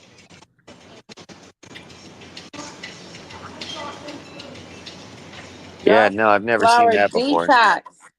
It's a detox, but it's you puke, and I know you probably do the other end too. Yeah, I've never seen that before. But I guess that's some Texas stuff. No, that's from Brazil. Oh, okay. Honduras is in Brazil, right? No, Honduras is far away. BJ with the funny play on words. Right there. Those flowers that you got, those yellow flowers with Those are the yellow they're ones upside right there. down. The ones you got highlighted. You did say that. All right, That's let me what tell we you about. What do you we call it? call it we call it the belladonna, but they're also known as the devil's trumpet. Is that what that says? It says ... Yeah. Well, double Devil- trouble. Okay. Well, you create a powder out of that, and it's called the devil's breath. Yeah. Now, what happens with the devil's breath is, and you have to be extremely careful with that because, yeah, you will unalive somebody with a very small dosage. In Mhm. Spain, in Spain, there was a couple going around using the powder from this flower. Yep. I remember this story. Yeah. Yeah, so they were using the powder from this flower, and they would put it on the paper. Before they put it on the paper, they would write an address as tiny as they possibly could. Yeah. So tiny that it would cause you to bring the paper closer to your face so that you can read it. And upon getting it closer to your face, you would inhale the powder. And once you inhale the powder, you're done. Like You're gone or just briefly? No. You're not unalive. You're not unalive. What happens is You're in You're- trance. you're in a trance. You're under the control of the person that knows that you inhaled that powder. You will do anything that they tell you to do, and you won't even remember the next day that you did any of it. So what they would do, very, very popular in Colombia. Very popular in Colombia. So what this couple would do is that either the male or the female will come up to you and say, "Do you know where this address is?" And you would grab the paper, and it'd be so small, you bring it close to your face, you ingest it, and then she would leave you, and her partner will come along, ask you some questions just to make sure that you're under the influence, and then they would tell you, "Let's go to your bank." And then they would have you withdraw money from your account and just hand it to them. And then the next day, the person would, hey, Tony, do you have your CB radio on? No. Okay. So then the next day, they go to their account to withdraw money, and it would say no funds. And they start figuring out. And then when they go to the bank to ask what happened to their money, you withdrew it. And they're like, "Huh? No, I didn't." "Yes, you did. You withdrew your money." And that was under the instructions of the person that knew that you were under the influence. Now, they did a documentary on it.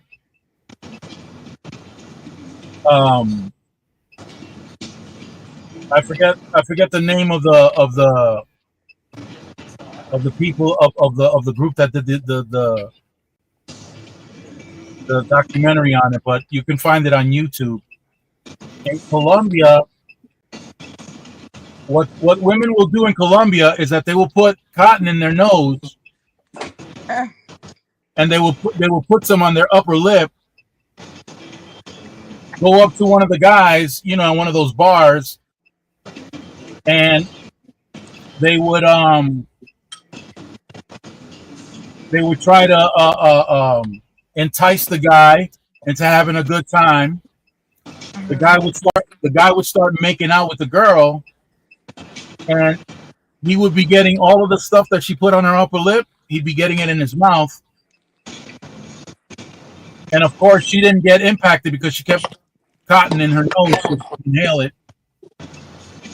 And the dude will wind up being under that trance. Wow. Now, there was a guy who was a part of the underworld in Colombia that was celebrating his brother-in-law's birthday, and they went to one of those bars, and he and the brother-in-law got intoxicated with the stuff, but the amount that the brother-in-law ingested caused him to go into. Thank you, Tracy's. Have a good night. So Where's Thank that? you. the brother-in-law ingested too much. Yeah, no, nature. The place is dark. You can't really see it. You stuff it up deep enough in your nose, you can't really see the cotton. It's just enough to bury it inside her nose. And the lights are dim. You got the red and blue light effect. You got the music blasting and all that stuff. You've been drinking, Yeah. so you're a little tipsy. So yeah, so she spread some on her upper lip. They're making out. He don't know what's going on. Woo woo woo. And now he's caught. Well, um, so then the guy that was in the underworld, Uh-huh. he becomes conscious, and his apartment is completely Wiped out. wiped out. All his furniture's gone, and he had a safe where he stashed some money. That was open. Money was gone. Went down to the front desk, complaining. Where's my stuff? Where's my furniture? Where's everything? And the guy at the front desk is telling him, listen, what are you talking about? You came with a bunch of people and you got rid of all your stuff. What are you talking about? And that's when he realized that they used that because in Colombia they call it the devil's breath.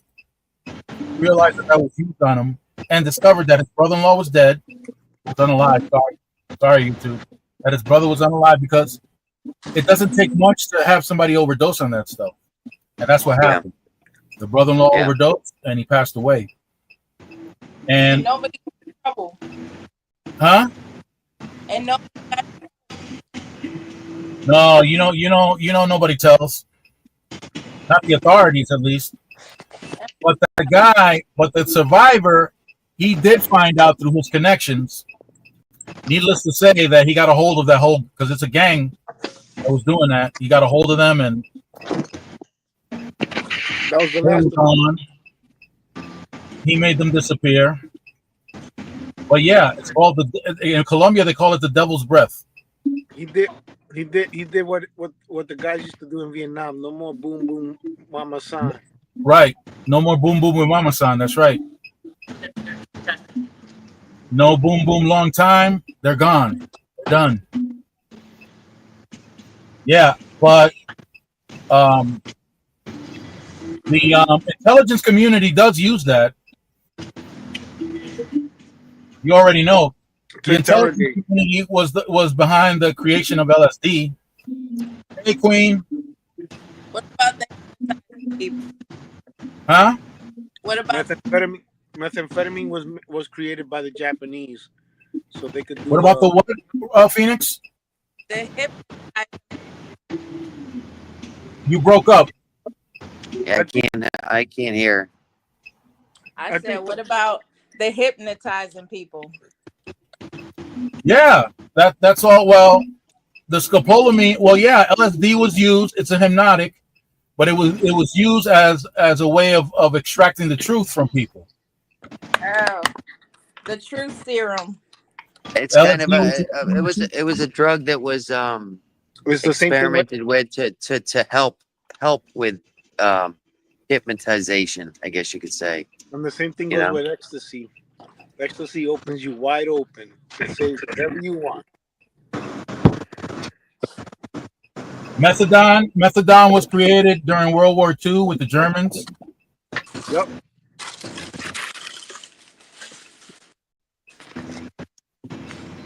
All sorts of chemicals they can. It would kill the pain. They can alter your brain. Yeah. Well, but yeah, eventually that's what it does. Even if it's a temporary effect, that's all that they're looking for. Well, the same thing goes with ecstasy. MDMA was created so-called for therapeutic purposes for psychologists and psychiatrists. In reality, that drug came from the intelligence department. Almost all those, all these drugs that were synthetically uppers and some downers, were created just for that, for interrogation, actually, to see if they were open up, or to enhance, or to do something like that, like crystal meth, like you said, was created to make super soldiers.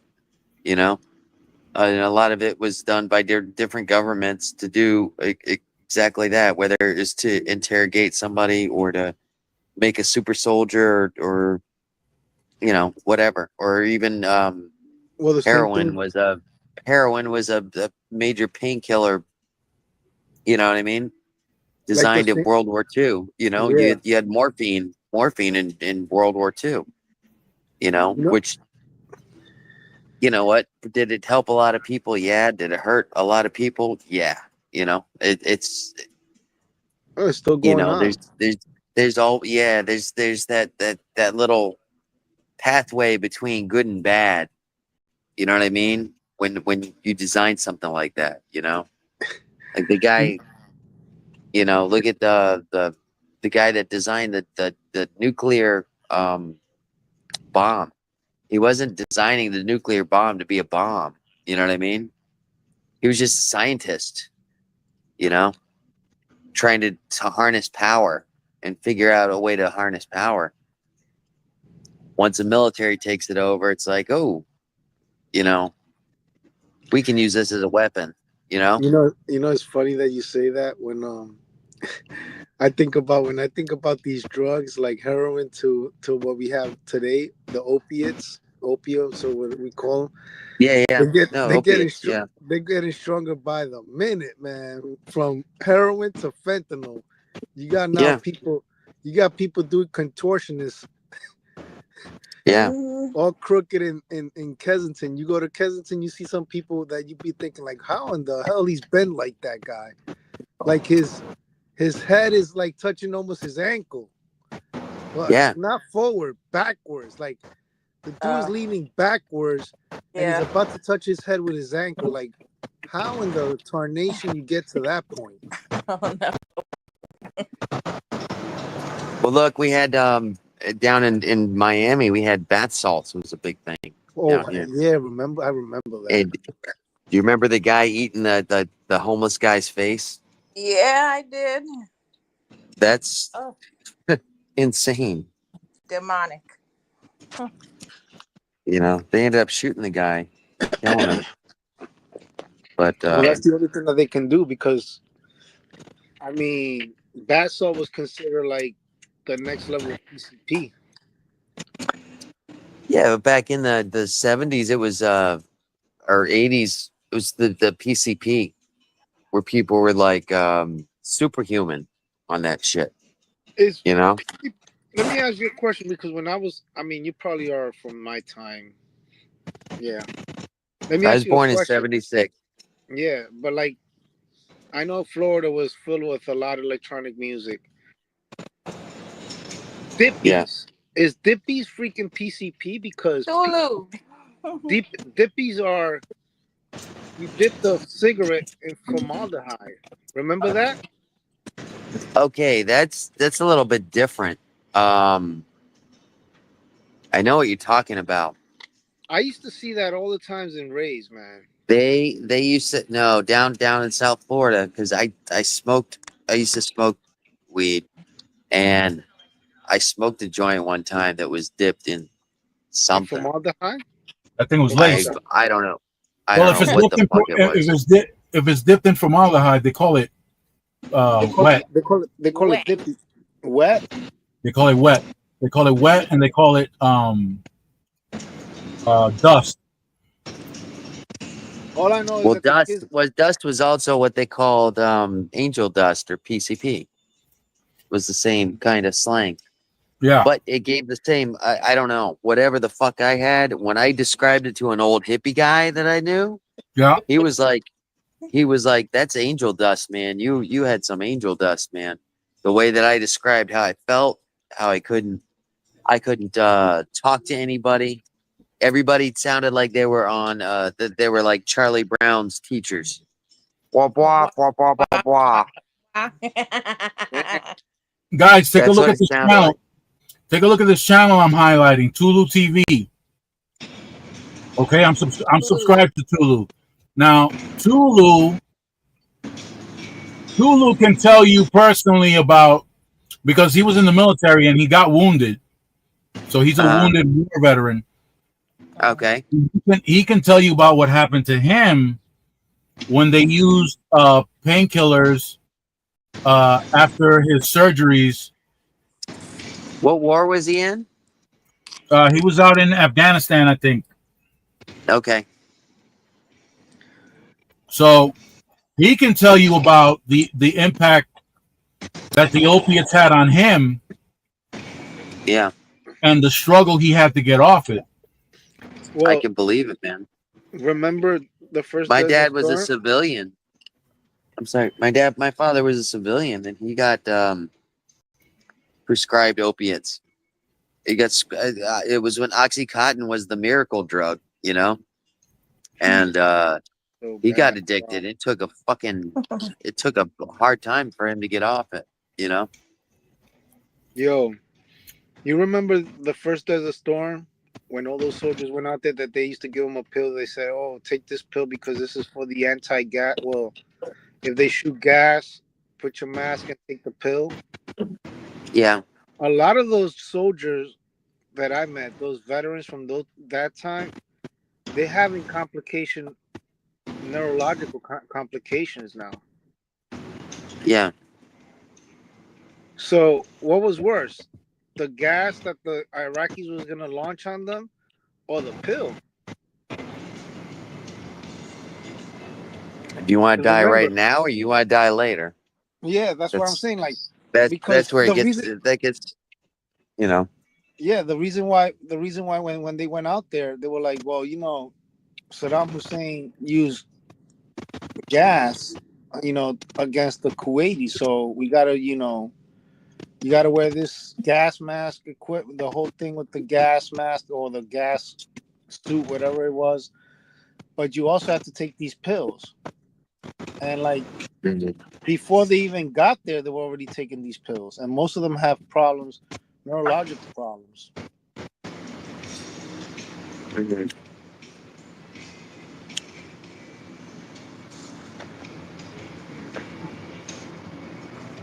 I don't know specifically what you're talking about, but I do know this.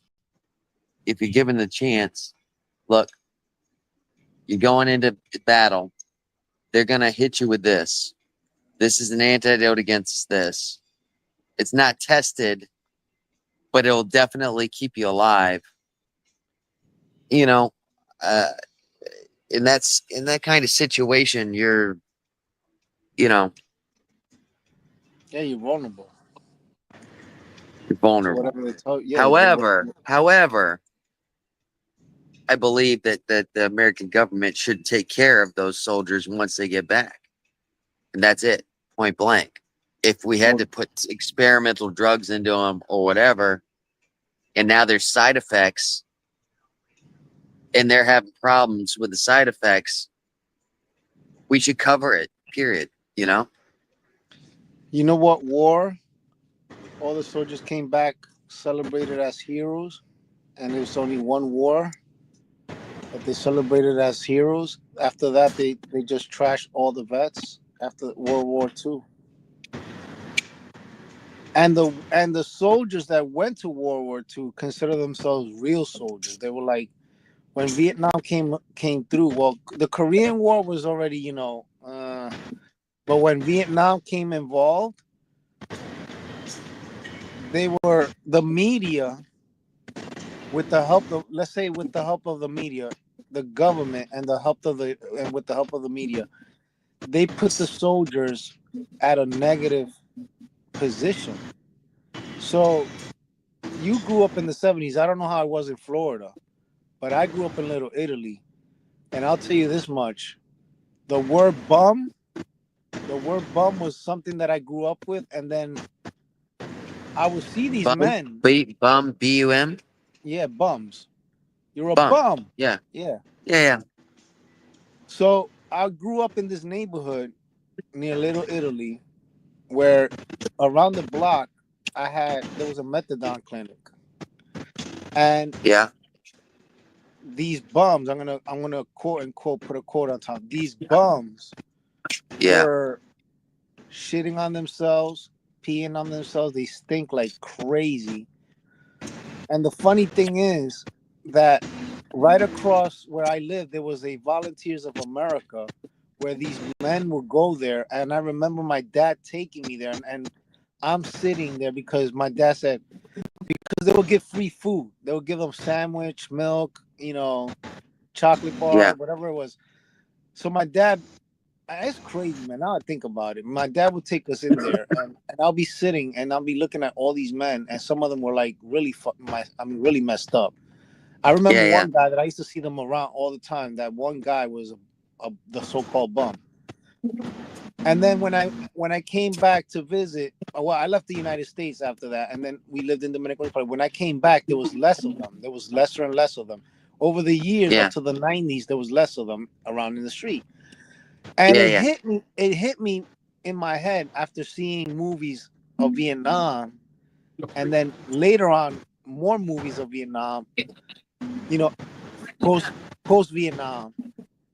I realized that all Yeah. those men were actually Vietnam vets. Yeah. It was disastrous what they did to them. And then the soldiers that Yeah. were from World War II, they were considered, we're soldiers. That was not a war that you fought. You didn't fight a real war. We did, And they would do the same thing to the Koreans. They're like, oh, you guys Yeah. didn't fight a real war. Our war, we fought a real war. You guys Yeah. didn't fight a war. Yeah. They would consider what is it? Criminals. They will kill everybody. But the thing with Vietnam and the Korean War is that you didn't know your enemy. Did you know your enemy? You don't know. You're crossing South Vietnam to North Vietnam, and you don't know who's your enemy. Everybody is in the village. Everybody is cropping rice. The Black Panthers had acupuncture clinics to stop those addictions. Yeah, they did. They did. Sorry They were about around them. messing up your Black Panther party. No, he said he got my other uncle on it, and we lost him too. And my aunts were on it. My uncle came back from Vietnam as a helper. Yeah. See, the thing is, they started over there because they allowed them to get drugs out there. It was given to them. It was on their free time. They were doing drugs, heroin, cocaine, marijuana.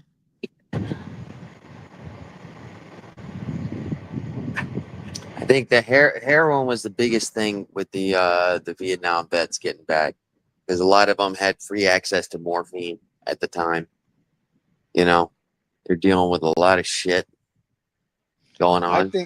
think the Vietnam War was as brutal as the Korean and the World War II. I mean, let's get it straight. You're doing hand to hand combat. I think all war is gonna be.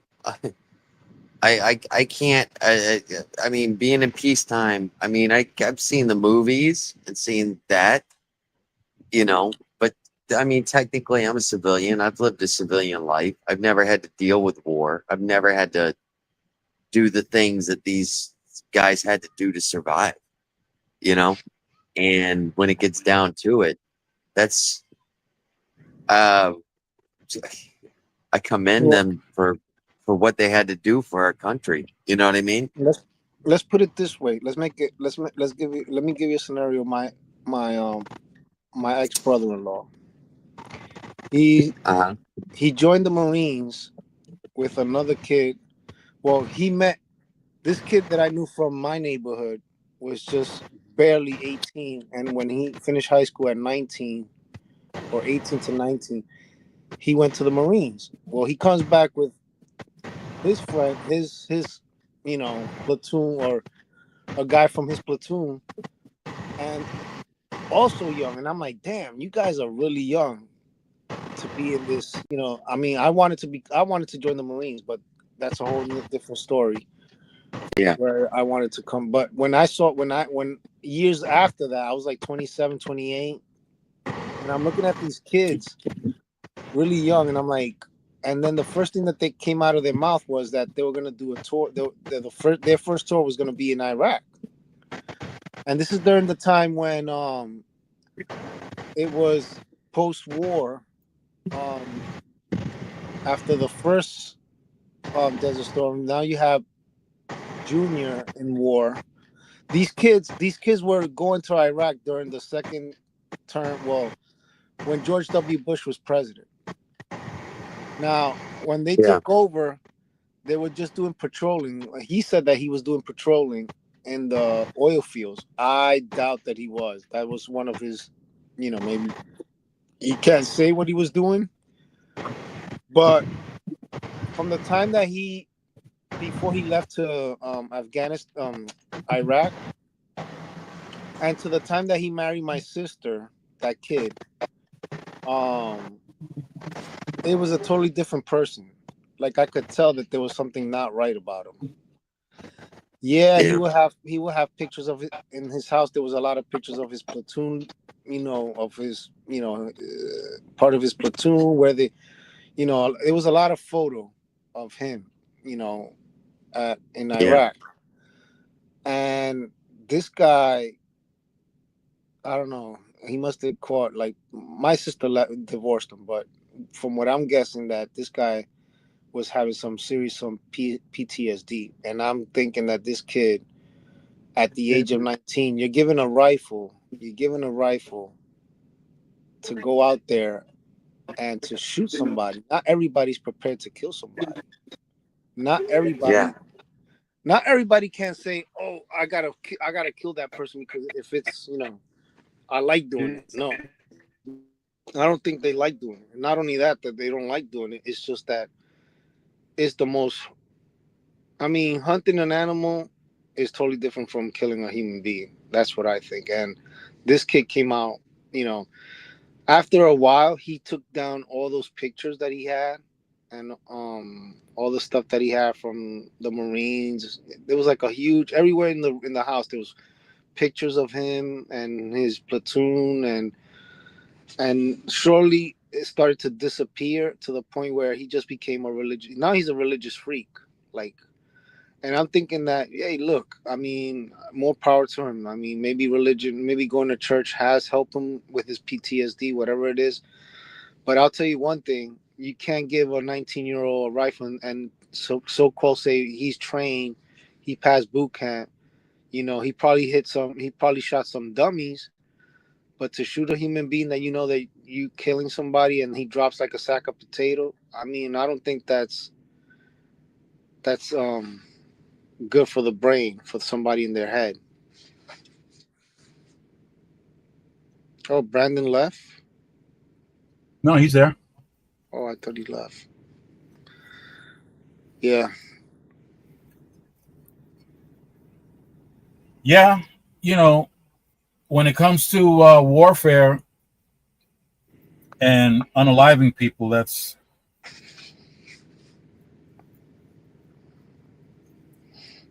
I don't think a lot of people can do something like that. Just as much as you said that you're in the. Yeah, some of them have, some of them don't. Like, the movie Black Hawk Down, when that guy was at the last scene that he was saying, nah, you stay here, you can't come with me, um what I have to go back home. People are gonna consider me, a war junkie, blasey blasey, this and that. I mean, some people have it in them, and it's probably because I'll get to this, because it's the way that they were raised. Maybe they were abused as a child or as a teenager. Their parents were abusive. Maybe the mom or the dad was divorced and they had an abusive, stepmom. And to get away from it, they go to the military, and they find a way to saying, this is the best thing that has ever happened to me. I'm going to join special forces now. Some of them, they just disappeared. They just get too deep inside that, and it's just because of the way they were being raised. And I see But I that think more. that's. What? I want to interrupt you for 1 second because I think that some people just are born that way. some people just enjoy that. You don't do I, Yeah, does that that make too. sense? It could be Yeah. that too. You know, And they join the military, and those are the people that you see end up doing clandestine work. They end up working for, the agencies. yeah. They don't have no family. They don't have no kids. They just, they're just out there just for that. And they are people like that. Some of them are, they're born like that, like you said, and some people are, pissed off the world because of the way Why they just were raised. wired that way? Some people are just wired that way. And it's not only just in the military, but it's just like we talk about, it's on the streets too. You know, you gotta be, I mean, just some people are just wired different. You know what I mean? That's right. Why are very different? I'm telling you, they enjoy that. So, Yeah. I mean, some people are not. And the ones that are not, those are the ones that come back with problems. Yeah. Um, that the government doesn't pay attention to that, of That's course. They don't. sad. They, Yeah, I agree with you there. It's sad. they rather spend money on new jacks to go in the military, but they will not spend the money for the ones that serve the country and that had been, mentally disturbed. Some of them Yeah. definitely need to be, on a watch list. It's not easy. And then some of them are those drugs, like I said, the ones that came back from Iraq, the Desert Storm War. Some of them came Yeah. back with neurological problems, and it was caused. They ended up. It took like about 10 years, or almost a decade, when they figure out why they were having these neurological problems, and it was because of that pill that they took. I think There's a lot of shit going on. They were also they were using some gas weapons in Iraq too, you know. well, they say that Um they used the gas, and then it was contaminated on the ground, yeah. things like that. They said some of them. I got a cousin that's dealing with that, you know. I heard that there was another thing that they were using. Most ammunition are uranium dirty, like they're uranium tips or uranium. It has radiation, or they're just like dirty. What's it called? Dirty uranium. I can't. It's already uranium that they use for power. Yeah, What is yeah. it called? So it's radioactive basically. Yeah, it's basically all radioactive, and as if remember the what was it called? The Highway of Death, when people were fleeing Iraq, and the United States was carpet bombing the whole entire like road. Those people like being all dead. Um, it was called the Highway of Death, right, Leo? I'm not familiar with that. I I can't remember. comment. Remember that there was like a big ass road leaving the capital of Iraq, going to other cities, and what they would do is they would just carpet bomb with B-52s. I mean, oh my god. Yeah. So they will say that there was a lot of radiation, and there's a lot of the grounds are contaminated over there, and a lot of them are having, to this day, they're still suffering from neurological problems. Some of them can't even walk. Some of them got what is it called, multiple sclerosis or something like that. Yeah. They develop multiple sclerosis. Crazy stuff. Well, guys, I'm gonna head and take a little power nap before I continue driving. I gotta go to. All right. Tony, Yeah, always a pleasure talking to you, man. it's a good moment. This is a good time to call it a night. Sorry I What caught do you you think, late Brendan? there, Solomon. Have a good one, man. Have a good night, guys. I enjoyed it, guys, very much, and thanks to everybody who came over from other channels, stuck around, and even if you didn't stick around and you just popped in to say hello, I'm greatly appreciative of that. So everybody stay fresh and keep it profitable, okay? Take care, Peace. bud. Take care.